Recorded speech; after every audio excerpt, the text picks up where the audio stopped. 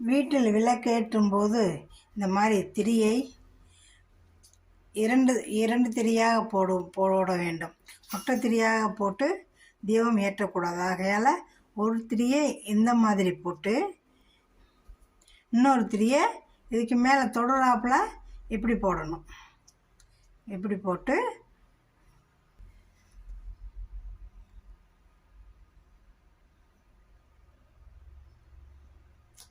இந்த மாதிரி இரண்டு திரி போட்டு இந்த மாதிரி தீபம் ஏற்ற வேண்டும். அல்லது தனித்தனியாக இரண்டு தீபம் போட்டு 2 தீபம் போட வேண்டும். ஒற்றை தீபமாக போட்டால் 2 திரி போட வேண்டும். இந்த மாதிரி இப்படி ஒரு திரி போட்டு அதற்கு மேலே இப்படி ஒரு திரி போட்டு அதற்கு மேலே இங்கிட்டு வர்ற திரியை போட்டு இந்த மாதிரி தீபம் ஏற்ற வேண்டும்.